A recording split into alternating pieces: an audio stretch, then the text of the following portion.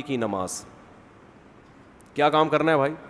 اور تراویح 20 رکعتیں ہیں, 8 رکعتیں بولو نہیں. حضرت عمر سے 2 روایتیں, ایک 8 والی اور ایک 20 والی, کہ حضرت عمر نے کتنی دیکھو نبی صلی اللہ علیہ وسلم نے تراویح کی کتنی رکعتیں پڑھی ہیں, کوئی بے غبار حدیث میں ہمیں اس کا تذکرہ نہیں ملتا. بس اتنا ہے کہ 3 دن پڑھی ہے, بس کتنی پڑھی ہے ہمیں نہیں پتا. یہ ہمیں حضرت عمر کے عمل سے پتہ چلتا ہے, کیونکہ حضرت عمر بدعتی بولو نہیں ہو سکتے, کیونکہ انہوں نے جب جماعت سے 20 رکعتیں پڑھائی ہیں حضرت عمر نے, تو اس کا مطلب نبی نے ان 3 دن میں کتنی پڑھی تھیں. اور ایک ضعیف روایت میں اس کا تذکرہ بھی ہے کہ نبی نے 20 رکعتیں پڑھی ہیں. تو ضعیف روایت کی تائید جب خلفائے راشدین کے عمل سے ہو گئی تو وہ ضعیف بھی عملاً کیا بن گئی؟ صحیح بن گئی ہے وہ. تو حضرت عمر سے 2 ہیں, 8 بھی اور 20 بھی. 8 والی پر امت نے کسی امت نے عمل ہی نہیں کیا, کیونکہ وہ بالاتفاق مضطرب ہونے کی وجہ سے ضعیف ہے, سند کی وجہ سے نہیں بلکہ مضطرب, کیونکہ جو راوی حضرت عمر سے 8 بیان کر رہا ہے وہی کتنی بھی بیان کر رہا ہے؟ 20 بیان کر رہا ہے. اور جب ہم صحابہ کے دور میں دیکھتے ہیں تو ہمیں سب جگہ 20 نظر آ رہی ہیں, 8 کہیں بھی نظر نہیں آ رہی. تو یہ کیسے ممکن ہے کہ حضرت عمر نے 8 شروع کی ہوں اور کوفہ, بصرہ, دمشق, شام, مصر سب جگہ 20 ہو رہی ہوں؟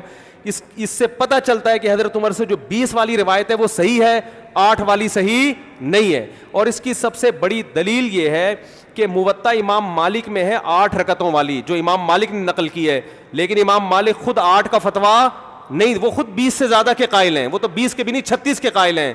تو یہ کیسے ممکن ہے کہ کتاب کا مؤلف 8 والی ذکر کر رہا ہو مگر خود اس روایت کو وہ اس پر عمل نہ کر رہا ہو؟ ان باتوں کا کسی اہل حدیث عالم کے پاس جواب نہیں ہے. ترمذی میں ایک روایت پیش کی جاتی ہے امام احمد بن حنبل سے, یہ روایت ہے کہ اس میں کوئی مخصوص عدد ثابت نہیں ہے, جتنی چاہے پڑھ لو, لیکن امام احمد کی جو اپنی اصل کتابیں فقہ کی, اس میں امام احمد کے شاگرد جو امام احمد سے ذکر کرتے ہیں وہ ذکر کرتے ہیں امام احمد بن حنبل کے نزدیک بھی 20 رکعتیں مختار ہیں. سمجھ نہیں آ رہی میرا خیال ہے بات. تبھی فقہ حنبلی میں تراویح کی رکعتیں کتنی ہیں؟ 20. اور امام ابو حنیفہ کے نزدیک بھی. لوگ پتہ ہے مجھ سے کیا کہتے ہیں, لوگ جو ہے نا کہتے ہیں کہ یار آپ ان حدیثوں کا انکار کر رہے ہو جس میں 8 آتا ہے. 8 والی جو بخاری کی حدیث ہے نا اس کا تراویح سے کوئی تعلق نہیں ہے. بخاری میں آتا ہے نبی رمضان اور غیر رمضان میں 8 پڑھتے تھے, اس کا تراویح سے کوئی تعلق, وہ تو غیر رمضان میں بھی تھی.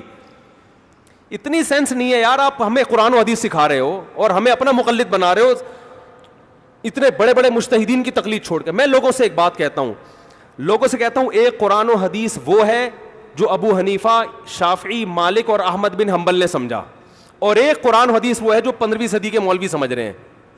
کس کی فہم زیادہ صحیح ہوگی؟ بولو بھائی. ایک قرآن وہ ہے جو انجینئر بیان کر رہا ہے حدیث, ایک حدیث کی تفصیل وہ ہے جو امام مالک بیان کر رہے ہیں, ابو حنیفہ بیان کر رہے ہیں, جن کی 80 ہجری میں پیدائش ہوئی ہے, تابعین میں سے ہیں, جو امام شافعی بیان کر رہے ہیں. تم امام شافعی کو چھوڑ رہے ہو, تم امام ابو حنیفہ کو چھوڑ رہے ہو, تم امام مالک کو چھوڑ رہے ہو, تم احمد بن حنبل جیسے محدث اور فقیہ جو امام بخاری کے استاذوں میں ہیں ان کو چھوڑ کر فالو کس کو کر رہے ہو؟ انجینئر کو. اور تم کہہ رہے ہو ہم صرف قرآن و حدیث کو مانتے ہیں, ہم کسی اور چیز کو نہیں مانتے. تم قرآن و حدیث کو نہیں مانتے میرے بھائی, تم مقلد ہو, اندھے مقلد ہو. تم قرآن و حدیث کی اس تشریح کو مانتے ہو جو انجینئر کر رہا ہے, اس تشریح کو نہیں مانتے جو احمد بن حنبل کر رہے ہیں, جو ابو حنیفہ کر رہے ہیں, جو امام مالک کر رہے ہیں, جو امام شافعی کر رہے ہیں. یہ بڑے بڑے تابعین, تبع تابعین, مجتہدین جن کو پوری امت نے فالو کیا ہے. تو 8 رکعت کی جو موطا امام مالک کی حدیث ہے, اس 8 رکعت پہ امام مالک نے فتویٰ نہیں دیا. کیوں؟ اس لیے کہ وہ حدیث مضطرب ہے, اس میں راوی ایک بیان پہ ٹکتا نہیں ہے, کہیں 20 بیان کرتا ہے, کہیں 8. جب راوی کے بیان میں تضاد ہو تو حدیث مضطرب ہونے کی وجہ سے رد ہو جاتی ہے. اور میں آخری بات کر کے بیان کو ختم کرتا ہوں, یہ جو تراویح کا لفظ ہے یہ 8 رکعتوں پہ فٹ ہی نہیں بیٹھتا ہے. اس کا بھی میں جواب سوال کر رہا ہوں لیکن کوئی جواب نہیں دے رہا. دیکھو اپنی مرضی کے سوال بنا کے جواب دے دیا کرو تو لوگ واہ واہ کریں گے. آپ میرے ساتھ یہ ہو رہا ہے, میں جو بیانات میں اعتراض کرتا ہوں نا اس کا جواب نہیں مجھے ملتا, خود سے اعتراض بنا کے کیا کر دیا جاتا ہے جواب. جیسے میں نے بتایا تھا کہ حرم میں 4 مصلے تھے، حنفی، مالکی، شافعی، حنبلی، 4 مصلے تھے نا کئی سو سال تک، جو کہ نہیں ہونے چاہیے، ایک ہی ہونا چاہیے تھا مصلی. تو لوگوں نے اعتراض کیا 4 مصلے تھے حرم میں، یہ دیکھو کتنا غلط، یہ حنفی مالکی ایسے ہوتے ہیں. تو میرا سوال یہ تھا کہ 5واں کیوں نہیں تھا اس وقت؟ اس کا مطلب اب سوال پیدا ہوتا ہے قیام اللیل سے مراد کیا ہے. یہاں پہ میں تراویح کا جو پس منظر ہے وہ بیان کر دینا چاہتا ہوں. دیکھیے جیسا کہ ہم نے خطبے میں بھی دیکھ لیا، اللہ نے قیام اللیل جو ہے اسے فرض نہیں ٹھہرایا تطوعا. قرآن مجید میں بھی اس کا کوئی ذکر نہیں، احادیث میں اس کی تشویق و ترغیب پوری موجود ہے. ایک اور حدیث بھی ہم بعد میں پڑھیں گے اس پر. اس کا پس منظر کیا تھا کہ اس کو چھوڑ دیا گیا. اب ظاہر بات ہے مسلمانوں میں کمزور بھی ہیں، مسلمانوں میں وہ مزدوری کرنے والے بھی ہیں، روزہ تو فرض ہے ان پر، چاہے مئی کا مہینہ ہے اور گندم کاٹنی ہے، روزہ تو پھر بھی رکھنا ہوگا، یہ سب کچھ. لیکن یہ کہ رات کو پھر کھڑے رہنا ان کے لیے، جاگنا ممکن نہیں، لہذا ان کے اوپر یہ چیز فرض نہیں. حضور نے تراویح کی نماز یا قیام اللیل نہ اسے فرض قرار دیا، نہ اس کے بعد جماعت کوئی اہتمام کیا مستقل. صرف 3 راتیں آپ نے جماعت کروائی ہے، اس میں 8 رکعتیں آپ نے پڑھی ہیں کہ جو آپ کا معمول تھا تہجد کا وہ پڑھی، اور تہجد کے وقت ہی جماعت کرائی ہے. یہ ہے وہ حدیث. اس کے علاوہ کسی نماز تراویح جو ہے جو ہم پڑھتے ہیں 20 رکعتیں عشاء کے ساتھ متصل، اس کا کوئی ذکر نہ دور نبوی میں ہے نہ دور صدیق اکبر میں ہے. یہ دور حضرت عمر کی خلافت میں ہوا ہے، اور ہم نہیں کہہ سکتے کتنے سال کے بعد ہوا ہے.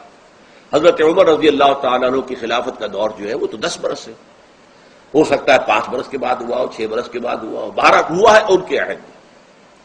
حضرت عمر ایک مرتبہ مسجد میں داخل ہوئے، مسجد نبوی میں، تو دیکھا کہ کچھ لوگ 8، 10، 12 جو ہے وہ ایک جو ہے حافظ کے پیچھے کھڑے ہوئے اور قرآن سن رہے ہیں.